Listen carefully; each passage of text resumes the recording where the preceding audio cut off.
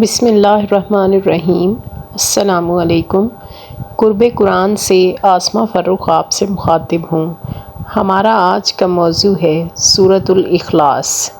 اخلاص کا مطلب ہے خالص ہونا، نیک نیت ہونا، صاف دل اور مخلص ہونا۔ انگلش مترادف ہے دی سنسیئرٹی۔ اللہ تعالیٰ کی ذات کے حوالے سے آپ صلی اللہ علیہ وآلہ وسلم سے مختلف سوالات کیے جاتے تھے، جن کے جواب میں یہ سورت نازل ہوئی۔ اللہ تعالیٰ کی ہستی کے حوالے سے تمام تر جوابات دینے کے لیے یہ جامع مگر مختصر آیات کافی ہیں۔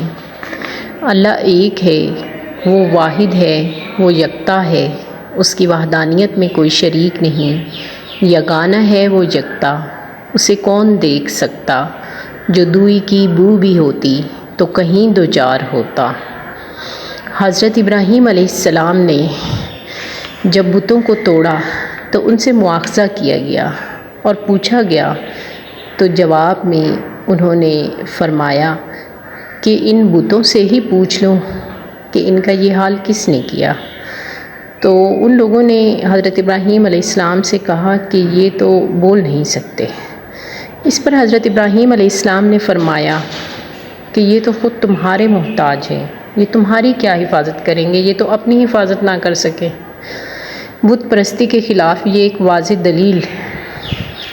ایک دفعہ جب نمرود کے دربار میں حضرت ابراہیم علیہ السلام نے اللہ کی وحدانیت کے حوالے سے بتایا کہ میرا رب تو وہ ہے جو زندگی دیتا ہے اور موت دیتا ہے، تو اس بادشاہ نے ایک قیدی کو جو سزائے موت کا قیدی تھا رہا کیا اور ایک بے گناہ کو مروا دیا اور کہا کہ یہ تو میں بھی کر سکتا ہوں۔ حضرت ابراہیم علیہ السلام نے اس پر فرمایا کہ میرا رب تو وہ ہے جو سورج کو مشرق سے نکالتا ہے، اگر تو رب ہے تو سورج کو مغرب سے نکال دے۔ اس دلیل پر وہ لاجواب ہو گیا اور ششدر رہ گیا۔ اللہ کے واحد ہونے پر انسان اپنے وجود میں دلیل رکھتا ہے۔ اس وقت دنیا میں کتنے ہی انسان موجود ہیں، مگر ہر انسان کی آنکھوں کی پتلیوں کی جدا شناخت ہے، انگلیوں کے پوروں کے نشان جدا جدا ہیں۔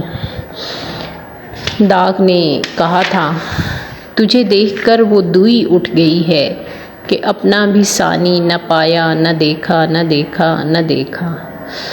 لوگوں میں مماثلت ہوتی ہے مگر وہ بالکل ایک جیسے نہیں ہوتے۔ اللہ نے تو انسان کو اتنی انفرادیت دے رکھی ہے جو اس کی ایک مخلوق ہے، تو خود اس کی ذات کے کیا کہنے، اس کی شان ہی الگ ہے۔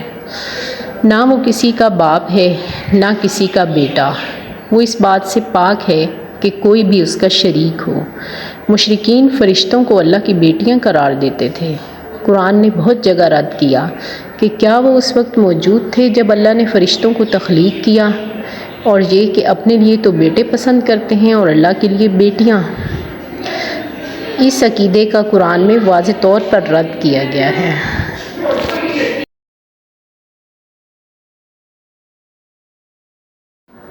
اس کی شان ان تمام باتوں سے بہت بلند ہے۔ وہ بیوی اور بچوں کی ضرورت سے پاک ہے، اس کا کوئی ثانی نہیں، کوئی اس کا مثل نہیں، کوئی اس سا قادر نہیں۔ یہاں عیسائیوں کے اس نظریے کا بھی رد ہے جو وہ حضرت عیسیٰ علیہ السلام کے حوالے سے رکھتے ہیں۔ حضرت عیسیٰ علیہ السلام خود عیسائیوں کے اس نظریے کی نفی کریں گے اور ان کے اس شرک سے اللہ کی پناہ مانگیں گے۔ اسی طرح یہودیوں کے اس نظریے کی بھی نفی ہوتی ہے جو وہ حضرت عزیر علیہ السلام کو نعوذ باللہ اللہ کا بیٹا کہتے تھے۔ اللہ خالق ہے اور باقی سب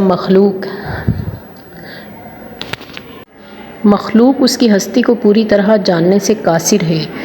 ہم اس کے بارے میں اتنا ہی علم رکھتے ہیں جتنا اس نے عطا کیا۔ یہ آیات اللہ کی ذات کے حوالے سے ہیں، بالکل صاف واضح اعلان کی طرح کہ وہ ہر طرح کے شرک سے پاک ہے۔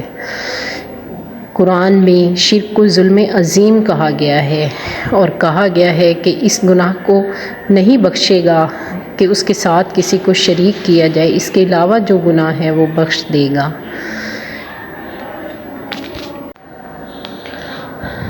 یعنی گناہوں پر توبہ کی جاتی ہے، اور شرک کا گناہ سرزد ہو جانے پر توبہ کرنے کے ساتھ ساتھ ایمان لانے کا دوبارہ اقرار کرنا بھی ضروری ہوگا۔ اللہ تعالی ہمیں شرک کی ظاہری اور باطنی ہر حالت سے محفوظ رکھے اور اپنے فرما بردار بندوں یعنی مسلمین سے بنائے۔ آمین ثم آمین۔